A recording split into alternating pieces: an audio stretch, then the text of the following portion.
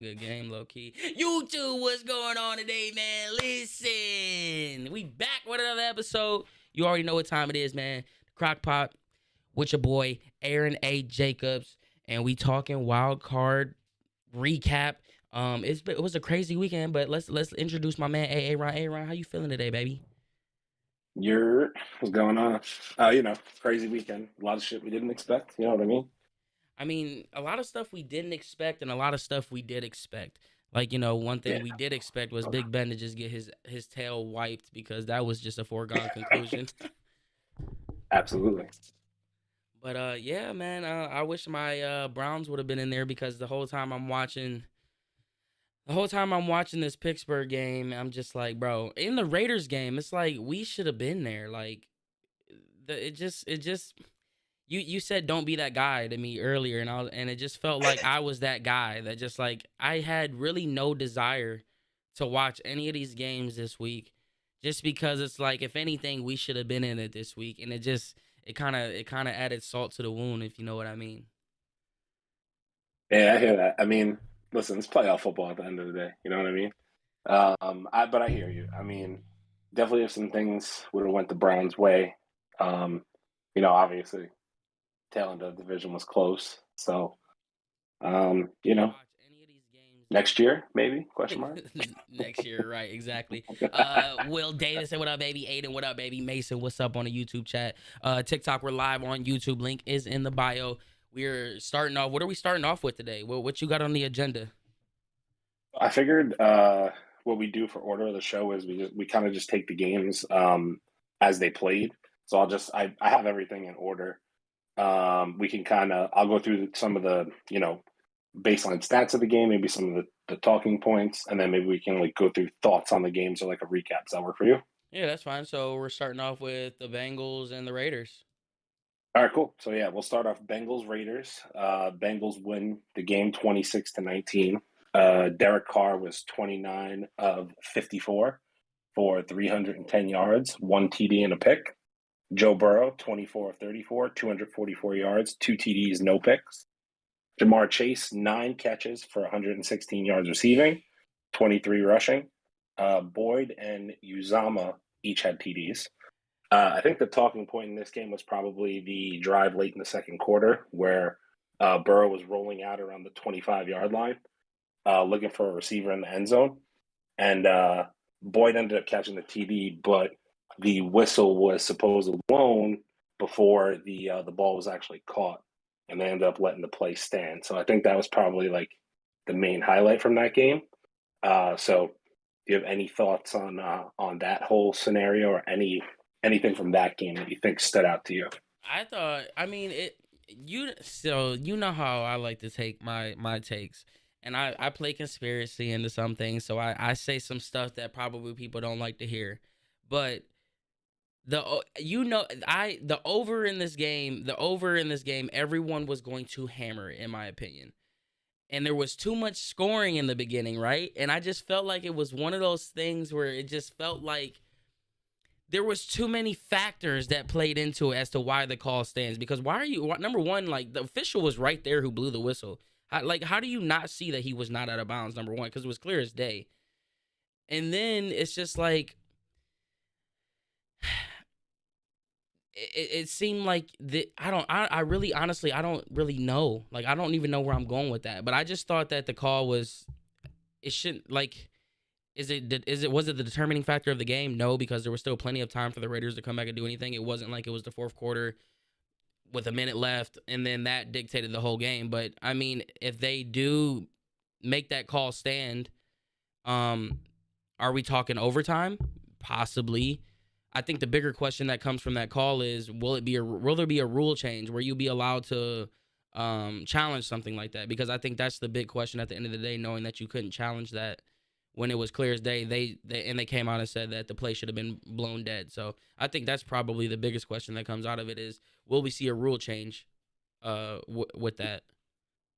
Yeah, I think that rewatching the play. I mean, obviously, when you're watching on TV, obviously, I mean, I know there's a little difference in game time, but it was pretty clear that the whistle kind of went off as the ball was in the air to Boyd. Um, So I think at that point, I didn't understand why the officiating crew didn't blow the play dead and then make them replay the down as opposed to count the touchdown. It's kind of just bizarre to me, honestly, all around. Um, but obviously, the league agreed because that referee crew from that game has been taken off of all games the rest of the postseason. So That's what was obviously, weird to me, honestly. Like, why are they stripped the whole, like, that's crazy. There's some vets on that. The guy who made the call, what is it, Booger, whatever his name is. Jerome Booger, yeah, he's been Yeah. around for a long time. Yeah, he's been in the league for a long time, so it's not like it was a new officiating crew. It's like it almost feels like they're trying to bring in a new wave of referees or something. Is that what they're doing? They're getting these old guys out of here and bringing in some new. I mean, maybe the officiating obviously was under a lot of scrutiny basically all of the weekend, and Mm. we'll get into a little bit of that later. Dallas Cowboys, sorry, but I just think that the fact that the call went the way it did is just like bizarre to me. Like you said, I don't know how much of an outcome it really had in the game. It was late in the second. Obviously, the Bengals did win by 7, so maybe if they don't, you know, complete that touchdown, they end up kicking a field goal, and maybe the game does end up being a little different. Like Clark can tie the game instead of like with a field goal instead of going for a touchdown at the end to try and tie. Hmm. Um, but I mean, obviously, you never know because of what happened. So I think that's kind of where the league's decision factored in, if I had to guess. But I mean, honestly, this game wasn't like. I think I had more interest in other games. Like what this game really told me nothing. I still think the Bengals offense is probably the best right now. I just think they're Jamar Chase and Joe Burrow is a cheat code, and you factor in Joe Mixon with how well he's playing. I just think I think their offense is there was nothing that I took from this game. It was like, yeah, it's the Bengals and their offense. They're good. So I mean, I don't really have many more thoughts on this game. The next game that we're gonna talk about though, that's the one that I got a lot of thoughts on, and I actually might be teetering towards who might win the Super Bowl, honestly, and I think it uh, might be the Bills. I hear that. I actually did want to mention one more thing before we move on from the Bengals Raiders, and then we can obviously. But I'm kind of going to be making this a theme in this entire episode. So actually, I don't know if you know, but there was a tie for an NFL record in that game for the most combined field goals by teams with 8. Jeez. So, and there was a little bit of history in a lot of these playoff games. I'm kind of going to throw tidbits in throughout the segment. So just so you know. Sounds good. That's a lot of field So I goals. guess that's a lot of field goals. So we'll move on to Bills Pats, Buffalo Bills, New England Patriots, obviously in Buffalo. Bills, I don't even know what the word is. Walloped the Patriots 47-17. Absolutely swoggled them. Absolutely hornswoggled. Matt Jones went 24 for 38, 232 yards, 2 TDs, and 2 picks. Josh Allen with 21 of 25 for 308 yards and 5 touchdowns, an 86% completion rating. That's unheard of. Yeah, he was on. Singletary had almost 100 total yards and 2 TDs. Knox had 2 TDs as well. The Bills were up 17-0 before the Pats kicked a field goal to end the half. So do you have any thoughts as far as those stats go? And then I have a couple more things from this game too. Yeah, Josh Allen looks like LeBron James, Game 6 versus the Celtics. I don't know what it was in his eyes, but there was something about the way he was carrying himself. There was something about the way he looked. There was something about the way he was throwing the ball. There was something about the way he was running the ball. There was something about the way he was handing off the ball. I mean, he had that killer instinct. Literally, nothing is going to stop me. I don't care who is in my way. I am going to do whatever I can to win. And I'm telling you right now, if Josh Allen and the Buffalo Bills play like they did against the Patriots, they will win the Super Bowl. And because you're not stopping it. I mean, he went 21 of 25 mixed in and then he's running the ball 6 carries for 66 yards. And I mean, he put the one dude on skates. You know exactly who I'm talking about. I wanted to make a video on it, but I didn't get a chance to do it. But he put the one corner on skates, and it's just I just think that you can't, like, I think the Bengals offense is the best, but I think if Buffalo's offense clicks and plays the way that they do, and you get like, I mean, Singletary ran the ball for 16 carries, 81 yards, 2 touchdowns. I mean, if you're getting production from the run game as well, I just don't see how you can stop them, especially with how the Bills defense is playing. I mean, because that pass that Mac Jones threw that got intercepted on that first drive was about as good as a pass that you could throw, and it was still picked off. So I mean, it just seems like Buffalo is clicking on all cylinders, and I think if they can continue to um, play the way that they're doing, they definitely probably are going to come out with a championship. I mean, I think the thing that really stood out, obviously, I agree with a lot of what you just said. I think if Buffalo's playing like that, they're probably honestly the most difficult out in the playoffs. That includes, I know the Chiefs and the Bills. That game's probably going to be electric, to be Yeah, honest it with you. is. I mean, like you said, Josh Allen was nearly perfect, and he crossed over a corner like he's AI in his prime. You know what I mean? Like I've never seen anything like that from a quarterback. So well, obviously Lamar does stuff like Yeah, that, he but does it I'm all just the saying, time. wasn't expecting it from Josh Allen, basically is what I'm trying to say. But you know, I just think if the Bills are playing like that, and I'm glad you brought up the defense because one of the things that I think a lot of people aren't talking about is how good the Bills defense is. I think they finished first in total defense this year. In passing, So right? Against passing, because yeah, New England against and Bills were passing, 1-2. yeah. So I mean, the Bills. I mean, and that's the difference. And I know that we're going to have a whole nother show about predictions coming up for this upcoming weekend. But I think the difference is, the Chiefs have a whole different animal coming to Arrowhead this upcoming weekend in the Bills defense versus I know Pittsburgh has Watt and they have Hayward, a lot of good players, but it's a different caliber of defense. You know what I mean? So it's certainly going to be interesting to see. But I think you're right. I mean, listen, I think the winner of that game next weekend is the Super Bowl contender, in my opinion, the Super Bowl favorite to me. I mean, I Um, like that. I feel that 100%. But man, I there's just something about I think it's the homer in me that doesn't want to say the Bengals can go to the Super Bowl. But I think they're the only other ones that could. I mean, if the Bills can't beat the Chiefs, I think the Bengals have enough firepower to do it. And I I, think that's I really what think it boils down to is firepower. I think the Bengals would struggle. I think the Bengals, if the Bengals wound up playing the Chiefs, I think that game would be very back and forth. But I think if the Bengals wound up getting by Tennessee, which I think is going to be a bigger task than people think, especially with Derrick Henry coming back, that I think if they have to play the Bills defense, I really think that's going to be where the Bengals can. Like I said, that defense is a different caliber, and I don't think Joe Burrow and Jamar. I know that they're really good and high praises all around. They're one hell of an offense, but I don't know if they can hang with that caliber defense for the entirety of a game. See, Is my point. Yet, when yet. did the narrative switch though? Because just at the beginning of the season, everyone was talking about how bad Kansas City defense was.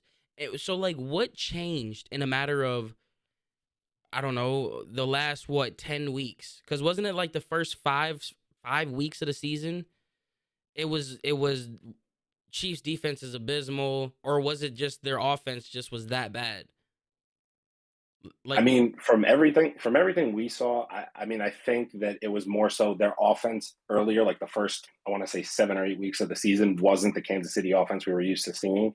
So when you don't see them putting up, Patrick Mahomes putting up over 300 yards and three TDs a game, um, you know, and he's throwing these crazy interceptions that are usually like, the Patrick Mahomes magic stuff he can do, rolling out, underhand flip, all that stuff. You're not seeing that, and then all of a sudden, like the defense is kind of getting exposed because the defense can play at a different level when the offense is clicking.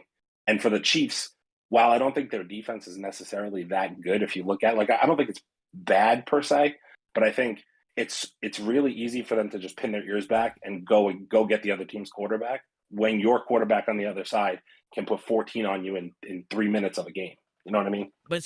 but that's what I'm saying though. It's like Joe Burrow and them can put up 14 on you in literally a blink of an eye. Like I almost feel like Joe Burrow is so confident in their offense and their ability. I almost feel like they haven't even pulled out all the tricks in the bag. Like that's what's scary about what we're witnessing. Like I think like when you watch some of these other teams and you see them doing their stuff, it's like the Bills. That was just like it was almost too special, right? Like Josh Allen was almost like literally perfect. Like you couldn't put a more perfect game in play for Josh Allen. Whereas the Bengals, I don't think they've had that like every week you're like, oh my God, they can't get better than this. It's just like, oh, they come out and it's like, oh my God, there's no way in hell they can come back and be better than what they were just last week. So I think there's still stuff that they're holding back, but I think what it really boils down to is not so much of the defense. I think it all comes down to who do you trust more as a coach, though, and that was the same thing that I thought of when you talk about the Dallas. Well, we'll get into that later. Dallas to San Fran is who did you trust more, McCarthy or Shanahan? And I think it's the same thing where it's like, do you trust Zach Taylor more? Or do you trust Andy Reid? And I think if it would become a chess game at that. But I think I just like I said, I think there's still more in the bag that the Bengals haven't unleashed yet, just because of how good Chase and Burrow's been. I mean, they have Tyler Boyd as their number 3 receiver, and he is arguably a number 1 on other teams. You know what I'm saying? On other teams. I mean, Tyler Boyd being number 1 on my team. Just saying. Right. And I think that I mean, like you said, I definitely think Zach Taylor has more maybe that he hasn't called so far. But and let me put it this way: I don't think either of the Chiefs or the Bills necessarily want to play the Bengals because I think they are dangerous. But I totally respect how they've looked all year. But I think the playoff experience plays a large part, and like you said, coaching. So Zach Taylor hasn't been here before. Mm-hmm. Andy Reid has. And I also the Bills coach, not for nothing. I mean, arguably, I think he's probably the most underrated. Like, I know people know the Bills are good, but like he took the Bills from basically, I don't even know if you call it mediocrity. And I know they drafted Josh Allen and all that. They're the story. You drafted Josh Allen, you put a great team around him, you go get him Stephon Diggs, and he made that team what it is. Mm-hmm. That's why both of his coordinators are up for coaching jobs this year. So I think that the Bengals and the Bills, I really think the Bills are much better than the Bengals. I'll just say that outright. I think that they're better than the Bengals right now. The Bengals in another year or two, let's have that conversation when they establish that defense a little more, get Joe Burrow real protection up front that's foolproof. And then I think they're at that same level. That's just kind of where I'm at. All right. Well, let's read off some YouTube comments real quick. Daryl, if you're still in the chat, we can get you in. Join the Discord and we'll get you in. You didn't watch any of the games this weekend, but I had to work, so I don't really know what happened much. Yeah, bro, I'm kind of in the same boat as you. I watched some games, but I didn't watch all of them. How do you feel about the Lions' future? He said right after that, I might be biased, but I think with coaching staff, we can get into the AFC Championship in 3 years. Okay, now let's pump the brakes real quick. 3 years is a little steep. There's a lot of great teams, but what I will say about your Lions, you guys are headed in the right direction. Number 1, you guys got your coach. Number 2, you guys are completely rebuilding. You can tell that because your team is atrocious in pretty much every category. And the biggest key of all, for the Detroit Lions, John Dorsey. You guys have the mastermind behind the Kansas City Chiefs team. Those players right there, that championship, those were that was John Dorsey's picking, right? And then you seen what he did here in Cleveland, the talent that he brought in and the situation that he put us in. So I do think that the Detroit Lions do have a bright future. 3 years? I don't know. But we can cross that bridge when we get there. We podcasting, baby. So that was our YouTube comments brought to you by YouTube head ass. We don't have sponsors yet, but we're gonna get there. Make sure TikTok, we're here too. RM, I appreciate you. We are live on YouTube. Link is in the bio. And let's go ahead and get on to our next. Who are we on? Philly and Tampa? Oh, yes, we are on to Philly and Tampa. But remember when I was telling you about NFL history? Well, I just want to point out 2 things in the Pats-Bills game that were history. So, and I think you kind of know them already. We spoke about them briefly. But so Josh Allen is the first quarterback in NFL history to throw for 300 yards, run for 60 yards, and have 5 touchdown passes in a playoff game. And the second NFL history that was made is the Bills became the first team in NFL history to go a whole playoff game without a field goal, punt, or a turnover. Yeah, that stat is crazy. That's what I'm saying. It's That like so that yeah. was such a perfect game. That's why it scares me a little bit. That's why I'm saying if the Bills can play like that all playoffs, they're gonna win it. But can they sustain that? That's the real question. Is Josh Allen gonna have a 98 passer rating and throw for 5 touchdowns every game? Probably not. So Man, I don't know. The way, let me put it this way: the way Josh Allen looked in that game, like I don't want to say it in like but like the look in his eye, you know what I mean? I think we he had talk that about that a LeBron lot look, when you bro. look at a I'm telling quarterback. you, He looked different, you know what I mean? Like he looked like he looked like this he'd was been like this there. is it, you know what I mean? Yeah, the veteran. I think that was the veteran sitting in him, and that's what people like. It's like you get to see these examples more and more and more. And I think what's even great, like what's even more fun about the league now is that everyone is talented. So now it's like you can't just sit here and be like, yeah, Peyton Manning, Tom Brady, and Aaron Rodgers. Like you can't just point to 3 people right now and be like, these are the guys. This is it. There's so many players right now that are in so many teams that have such bright futures. There's so much parity. You don't know who's gonna win. Like Jacksonville upsetting people every week. Like it's. I just think that we're in such a great time frame of talent right now, and we need to enjoy it. I went off track with that, but I just wanted to throw that in there. No, for sure, for sure. I hear that. All right, well, let's move over to Eagles Bucks. Honestly, to me, I hate to say it like this, this was kind of like the The least worst game, interesting game in yeah. my opinion of the weekend. Why? Because they were up 17-0 Uh, with 4 minutes ago. and I mean, like it was just like it was kind of to me, it was what I think a lot of people were Expected. kind of expecting. I mean, I could be wrong, but we'll go over it real quick. So Eagles Bucks, the Bucks won 31-18. Hertz was 23 of 43, 258 yards, one TD, two picks. Brady was 29 of 37 for 271, two TDs and no picks. Giovanni Bernard and Keyshawn Vaughn both had rushing TDs. Mike Evans and Gronkowski each caught a touchdown. And I think my biggest takeaway from the game was watching Jalen Hurts. He was under duress all day, so I'm going to give a shout out to Todd Bowles and that defensive coaching staff for putting together a great game plan against Philly. Hurts was under pressure, and they went in with the mindset of we're going to make Hurts win with his arm Exactly. and the weapons that he has on this team. And I think that was the recipe for them to win, and they knew it going in. I So, mean, what are your thoughts? my thoughts. I'm kind of annoyed. Like I didn't watch a snap of this, but when I watched back the highlights, because the only thing that I saw before I watched the highlights was Jalen Hurts is trash. I think Jalen Hurts needs to be traded. They need to draft Pickett. There was all this stuff that Jalen Hurts this. And as soon as I turned on the highlights, I'm like, well, number one, the Bucks were up 14-0 before they could even wipe their ass. Number two, I'm looking at this. I'm looking at it now. Or their defense was terrible. Defense was, or the Eagles' defense was absolutely terrible.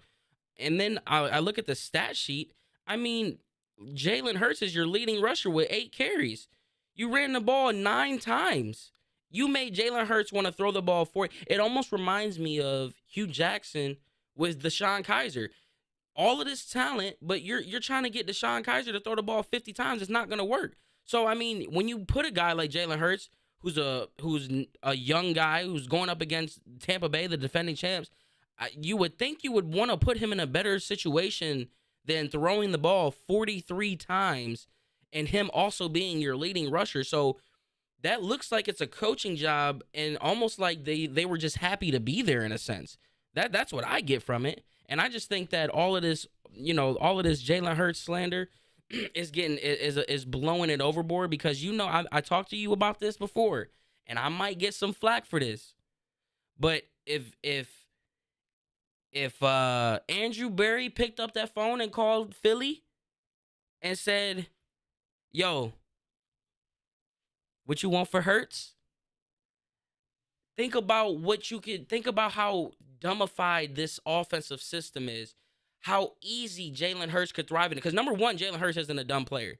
He's very smart. He's very book smart when it comes to this stuff, and that's well documented.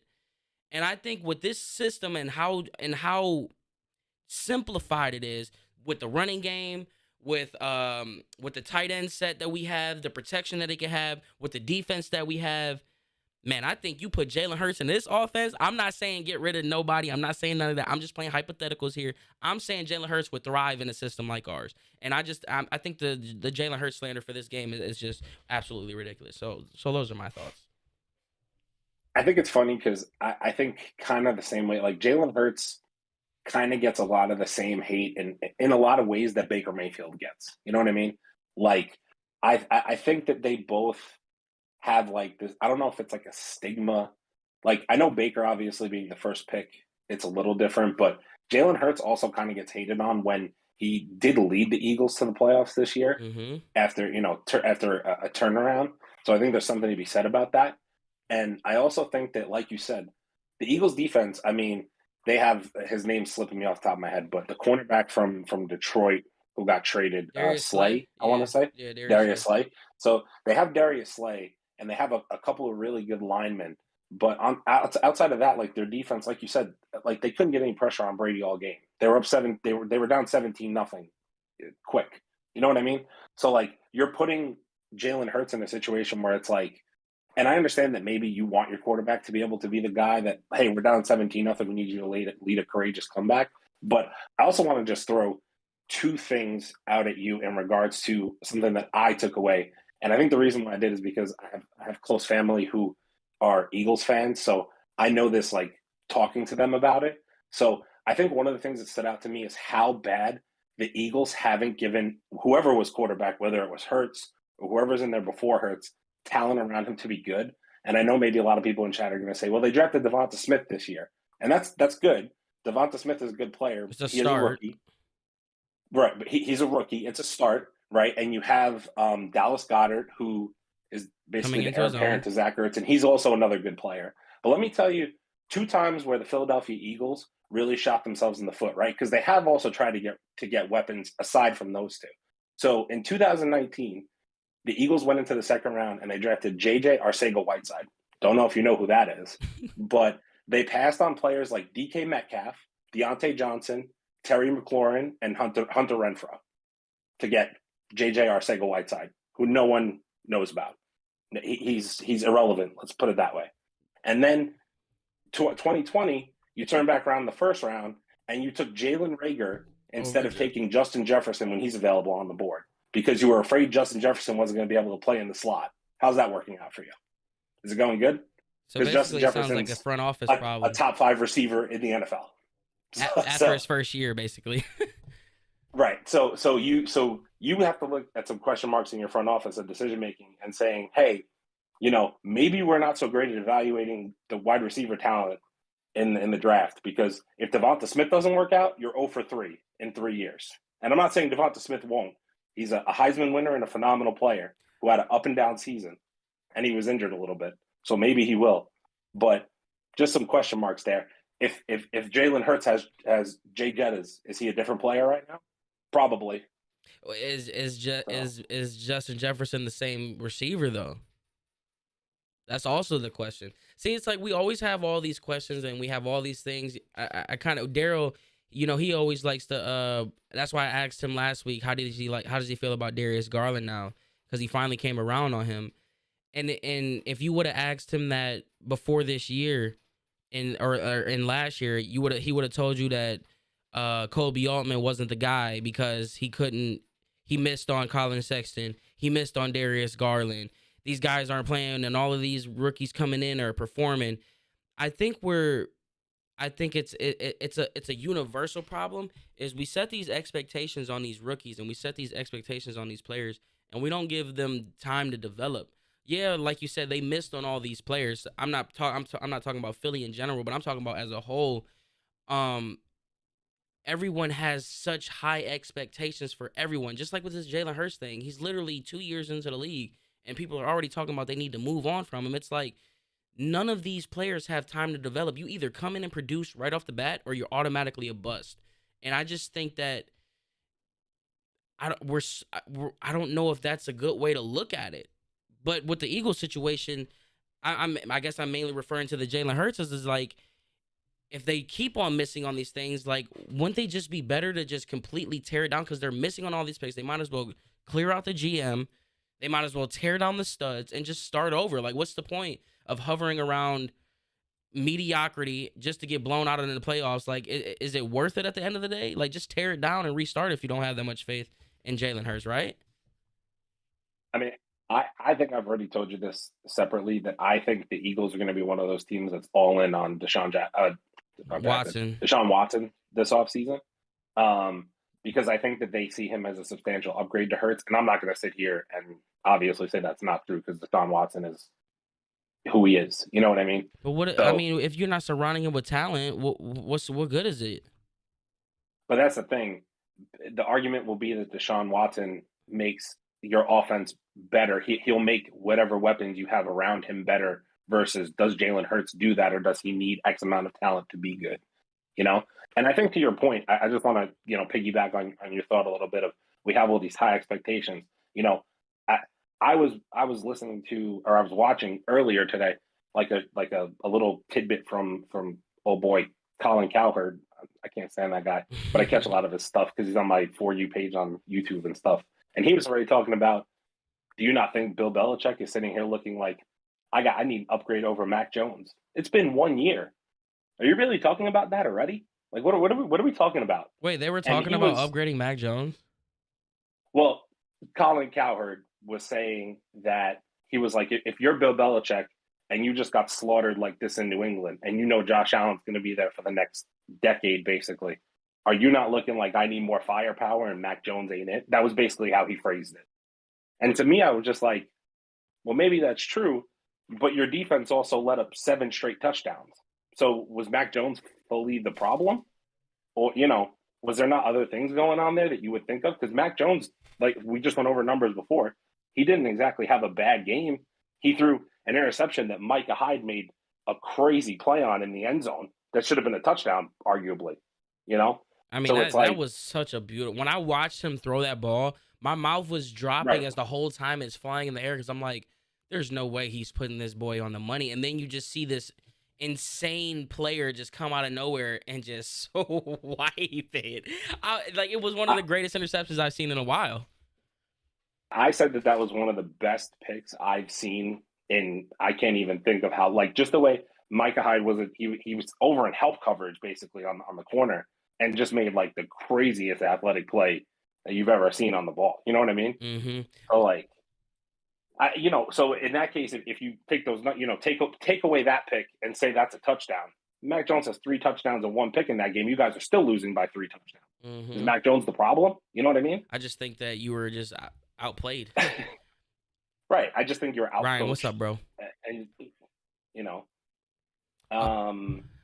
but yeah, I think to your point though, I think Jalen Hurts is a solid quarterback, and I think also piggybacking on your point, I'll just say this: we don't have to harp on it because I know this is Brown's channel. Obviously, we don't have to harp on it if you don't want to, but I don't know how much of an upgrade Jalen Hurts is to you over Baker. That's just where I'll say. I think maybe he fits your team a little better because a little bit more athleticism than Baker, a little bit easier on the rollouts. You can add some RPO stuff in. But I don't know how much of an upgrade. I don't know if that makes you a Super Bowl contender. You know what I mean? That's just kind of where I'm. I think I'm just in love with the idea of the dual threat. I feel like that's the way the league's trending. You can feel it. Yep. But and necessarily, I don't think Jalen Hurts always wants to be a dual threat. I don't think he's a guy where it's I'm a run first guy. I don't think that's him. Is that him? I don't know. I don't watch many Philly games. No.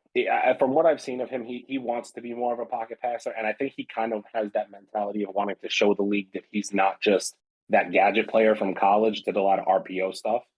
But it's obviously a wrinkle you use when you have a player like that. I mean, he was dynamic enough to kind of play an outside receiver / running back role. Jalen Hurts has that kind of athleticism. Mm-hmm. So it's like you're not going to not use that if you have him as your quarterback, to me, right? So obviously, in the case of if he was on the Browns, I think that opens up a whole new world for you offensively of things that you can do. And an RPO game with Chubb and Hunt, I mean, it's that the thought of that is mouthwatering. You know what I mean? Right. That would be man. We'd have the best run game in the league. but not we can not talk your about vote. that another. We can. Before we get into San Francisco, Dallas, my boy Ryan came over from TikTok. I appreciate you, bro. He asked, based on coaches talking about competition for Baker, you think they're gonna go veteran or rookie / high draft pick? First off, I didn't hear anything about a competition for Baker. I thought Andrew Berry was pretty much set in stone on rocking with this guy. But if there are rumbles about a competition, that means something's going to happen. Um, and honestly, if you're bringing in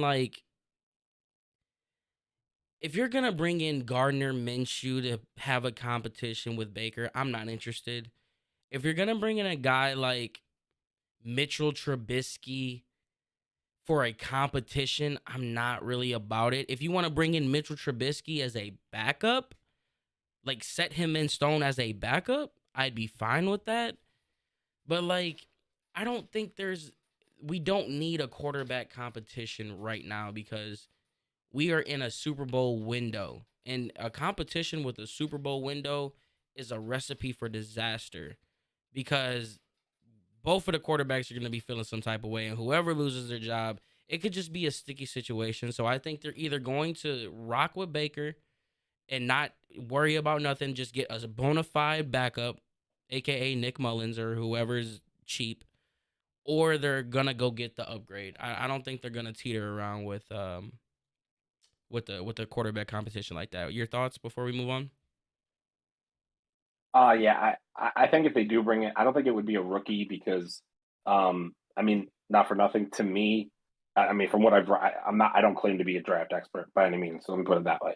But from what I understand, this is a mid-tier quarterback class where um, the kid from Pittsburgh, whose name escapes me at the moment, is Pickett. or Kenny Pitts, I think. Pickett. Yeah, he's like the number one. He's Pickett. Sorry, he's like the number one quarterback in this draft, and nobody's like raving about him yet. Now, obviously, we're very early. We haven't been through the pre-draft stuff, so it's like maybe he, skyrockets up boards.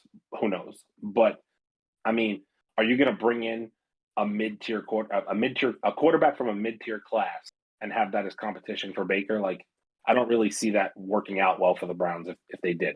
If you're talking about a year like this past year, you have this X caliber of quarterback coming out, then maybe, but I just don't see it. I mean, maybe a veteran, like you said, Trubisky.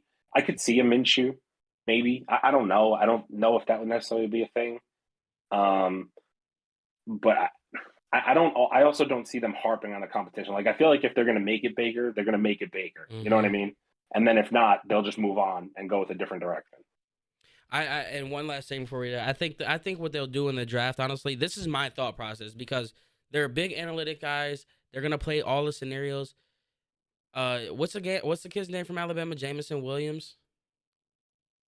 The wide receiver, yeah, Yeah, yeah. Jameson Williams. I think they are going to hammer when I think it was Stefanski. It was either Stefanski or Barry that when they had their press conference, they came out and he made a really big emphasis on. He said, "We're definitely gonna upgrade the receivers. We're definitely gonna upgrade the offense." Like you can tell that was an emphasis on when they were on their talking points. And what I think they're probably gonna do is, I think they'll go receiver with the first pick, right? And I think they're praying that Williams falls to the second round. And I guarantee you, if he falls to the second round, the Browns are gonna move up and they're gonna go receiver 1 and 2. Like I just have this feeling because analytically and just for the needs. I mean, imagine bringing in Olave or or Wilson, and then Williamson falls to the second round, and you can snag him there too. That's what I feel like is the direction that they want to go. Obviously, a lot of things have to factor into that, but with him getting that ACL injury, I feel like that could potentially happen for him to fall into the second round, and I think that would be a play. I think that would be a gamble that they would be willing to take. So that's my Yeah, final I mean, thoughts I on could that. see that. I could see two wide receivers for sure. I mean, like you said, the thing about the Browns roster is if you look at it the way that Barry's put it together, there's not a lot of holes to fill. You just have to kind of, you know, figure out what your free agent situation is going to be. plug up some of the things, and then I mean, obviously, I know you don't want to get into it, but the whole Beckham thing didn't work out. So I definitely think you need to get Baker, if that's the way you're going to go, some targets. Like you said, and back-to-back receiver. If Jameson falls, then the opportunity to snag him, even though you might not get him for most of next year, probably not any of next year. But if you took two, you can develop one and then let the other one sit for a season. I don't know how much that helps you, in the short term, obviously, but having two playmakers like that for whatever your plan is moving forward, I could definitely see it being a thing. And that boy Bryce Love or whatever ain't that his name from Alabama? He'll be in the draft now. There's the quarterbacks are in the next year's draft, so it's like we get a second or third rounder. I think of one of the guys that they like. A lot of people are saying that Matt Corral is going to be the guy that is going to be the best quarterback from this league. So, it's going to be interesting. But we can get on. We be talking Browns all day. We got 3 more games to get into. So let's move forward. We got the San Francisco Dallas game. The game I guess this is the game of the week. Wasn't really many great games, but this is the one that's got a lot of feathers ruffled. And you told me earlier that you have a rant, so we don't even need to get into anything. Let's just get into this rant. I want to hear what you got to say because first, you're going off on Dak Prescott from what I understand. So the floor is yours. Oh no. Listen, first off, we're going to go over numbers because I think it's important. But I did tell you that I am going to rant, so allow me to rant. By the way, I just wanted to make sure, is Daryl coming in as well? I heard you mention it. I don't know if he was in here when I mentioned that. I think he left. So. All right. Let me see. All right, that's cool. I just wanted to see. All right, I'm going to go through the numbers because I think it's important, and I do want to make a rant. I have a point to make, and it's been bothering me. And I'm going to tell you this right now for anybody in chat. I know it's been mentioned before. I'm a Jets fan, right? But I will say this, Dallas Cowboys, I'm going to preface my point and hammer it home with the Dallas Cowboys and their fans drive me crazy. So that's where this rant is coming from, just so this way everybody's aware. And now I'll get into it. So 49ers Cowboys. 49ers win 23-17. Jimmy Garoppolo, 16 of 25, 172 yards, no touchdowns, and an interception. Dak Prescott, 23 of 43, 254 yards, 1 touchdown and a pick. Ezekiel Elliott, 36 total yards on 12 carries. CeeDee Lamb had 1 catch in the game. Here comes, and this is the point I want to make. So I'm going to end with this. I'm going to start with this basically because it's important. There's 14 seconds left in the game. The Cowboys are driving in the fourth quarter, obviously, 14 seconds left. No timeouts. The call from that point on is they go with a quarterback draw. They're at the 41-yard line. The play call is a quarterback draw with no timeouts and 15 seconds on the clock. The quarterback draw goes for 17 yards, which gets you to the 20, whatever it was. I think they ended up at the 23-yard line or something like that. The Cowboys get up to spike. He doesn't hand the referee the ball to place it. The rule says that you need to hand the referee the ball to place it before you can spike.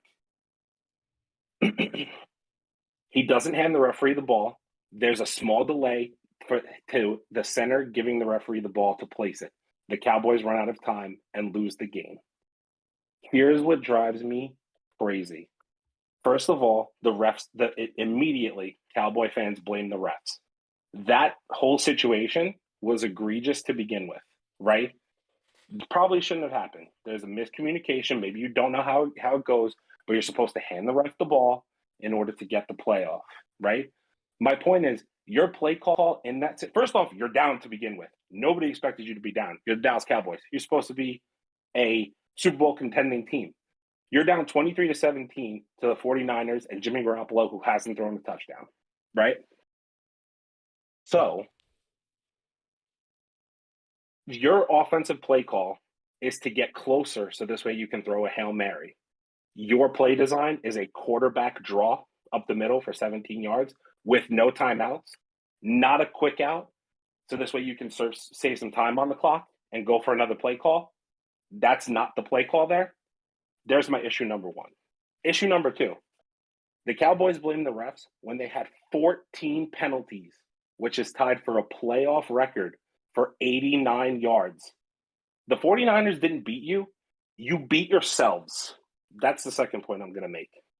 And here's going to be my final point about Dak Prescott before going, getting completely crazy. Here was where, my thing is, and then Zay, I'll let you have whatever takes you want on this game. Dak Prescott is 1-3 in 4 playoff appearances. He has 1 touchdown in each of his last 3 playoff games. They paid him $42 million a year. $42 million a year. To me, Dak Prescott is about to be labeled a great regular season quarterback who can't get it done when it matters. That's my take. That's it. He has 11. Hang on, let me just say. So I just want to point out these things that I looked up beforehand. There's been plenty of quarterbacks who have been great regular season quarterbacks that couldn't chop it up in the playoffs. For everybody in chat who's probably kind of younger, I'll just say Phillip Rivers has a 5-7 playoff record. Matt Ryan has a 4-6 playoff record. That's where Dak Prescott is teetering on, being a phenomenal regular season quarterback that can't win you a championship. That's my take. I'll let you take the floor. So I guess the question is, I guess I would ask this, is did they lose this game because of Dak Prescott?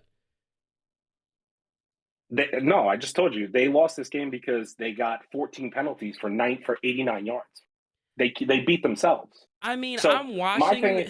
Bro, listen to me. My thing is, right? You're the Dallas Cowboys. All we heard all year, our year, redemption year. Dak's coming back off of a broken ankle, whatever it was, the whole thing, right?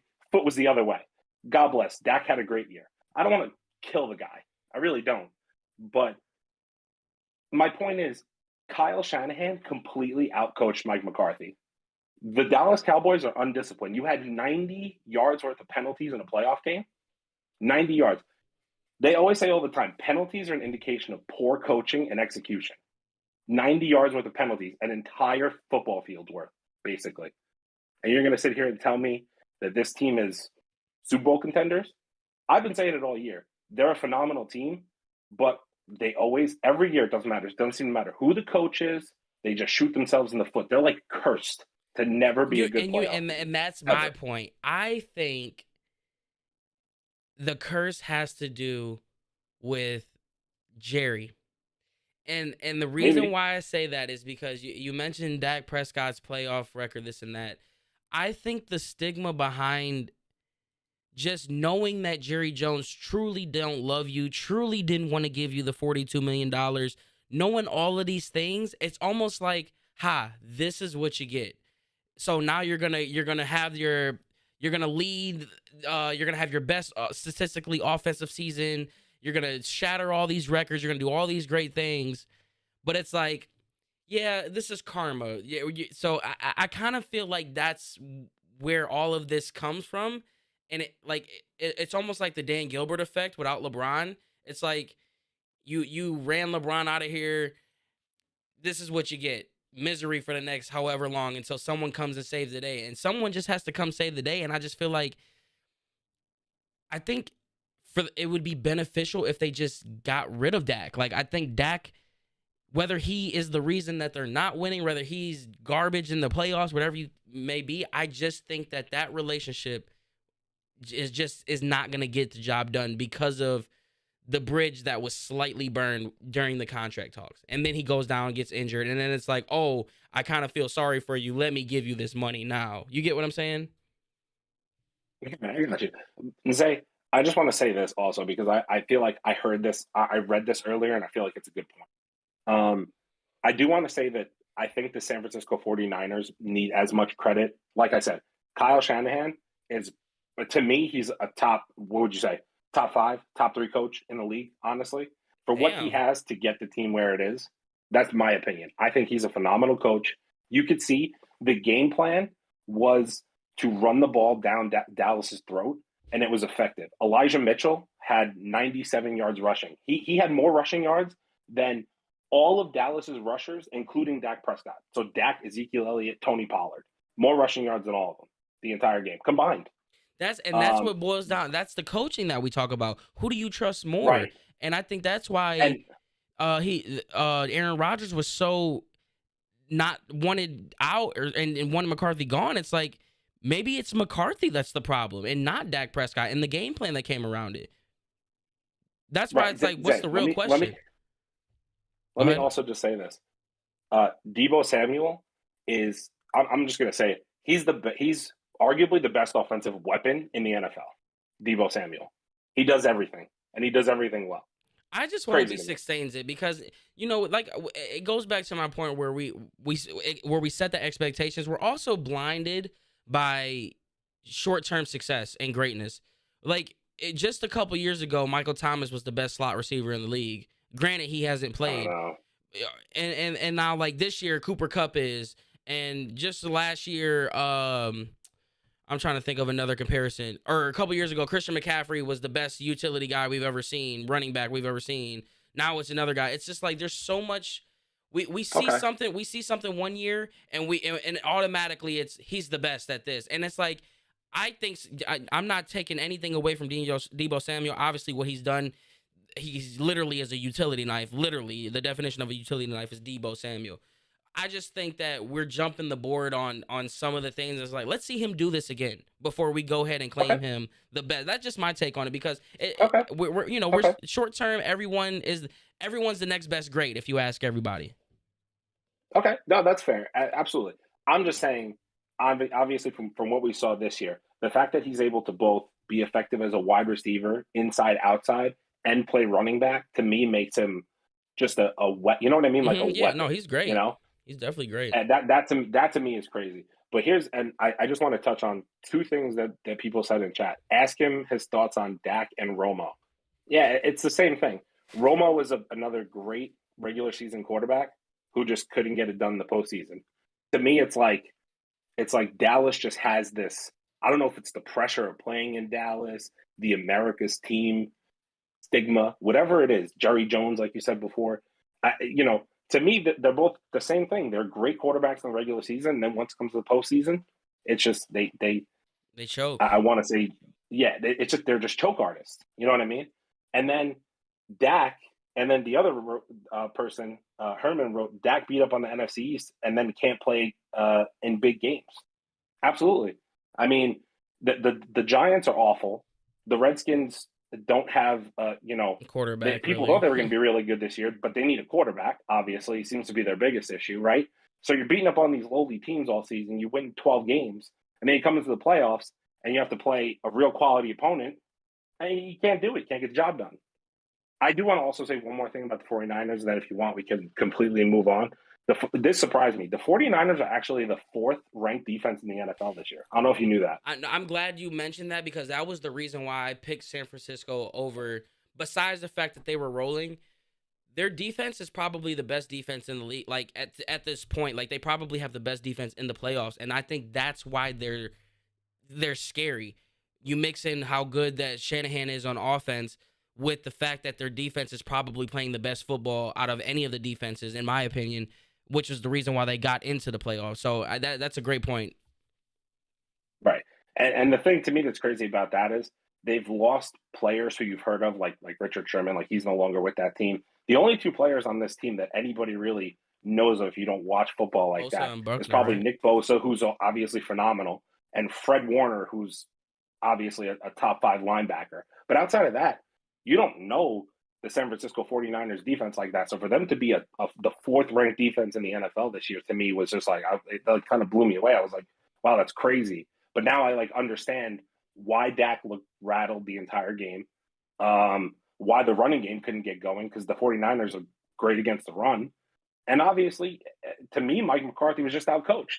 Oh, and the funny part to me is that I don't know if you heard, but one of the first things that came out today was Jerry Jones was asked about a coaching change, and he said no, they're going to stick with McCarthy. That sounds like a good idea, Jerry. You should keep rolling, bro. It almost makes you wonder if they're gonna throw the trade talks out there. I mean, it's a big contract.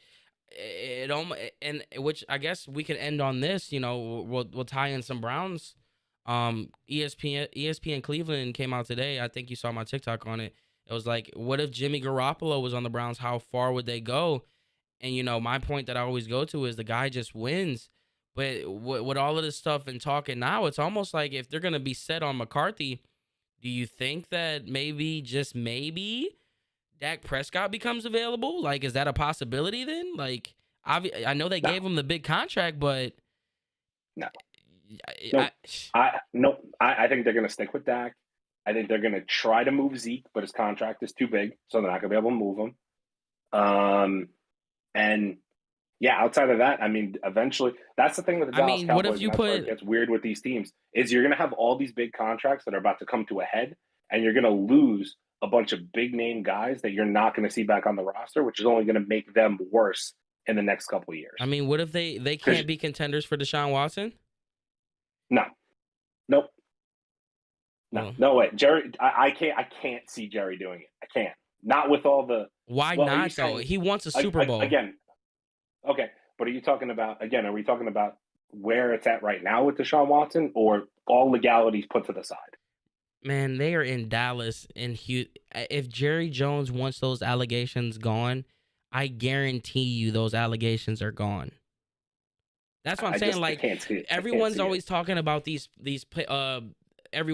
set destinations for these quarterbacks, and it's like we're breaking this down, and the more and more it feels like it's like there has to be a reason. There has to be something why the Dallas Cowboys cannot figure it out. And if you're gonna rock with McCarthy, and you have to do something different. Your offense was arguably like I said, they were number one in a lot of categories, right?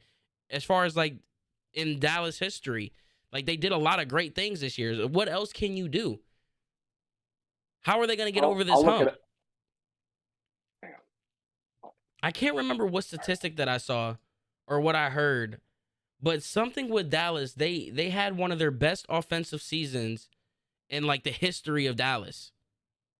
So statistically speaking, the Dallas Cowboys were the number one offense in 2021. Right. In the regular Okay. Statistically, they averaged 407 yards a game, and they averaged 31 points a game this year. And then in the playoffs, you come down and you score 17. That's what you do. That's what I'm saying. It just, to me, again, I don't know if it's this franchise. I don't know what it is. They're like the Dallas the Cowboys have 11 postseason appearances without making an NFC championship. Do you know how crazy that is? You've made it this much and you just can't do anything. You just can't make a move. You're just lateral. And eventually, Washington, Philly, I know they've been bad. I mean, maybe the Giants. This is what happens to Dallas. They'll have a fall off. You know what I mean? They'll have a couple years where they're bad, and they'll rebuild again, and Jerry Jones can pay for an all-star roster, and they can't win. It just seems to be like a rinse and repeat cycle with Dallas. I just... It's almost like the Browns. Yeah, but like the person in chat said, like Ryan said, outcoached. Ryan Shanahan, Kyle Shanahan completely outcoached Mike McCarthy, and McCarthy's coming back as head coach. Yeah. All right. So, well, let's move it on baffles from my mind. But again, it's the Dallas Cowboys. I think Stephen A. Smith says it best. They're an accident waiting to happen, is what they are. Stream unavailable, suspended for policy violations. We can't watch YouTube highlights?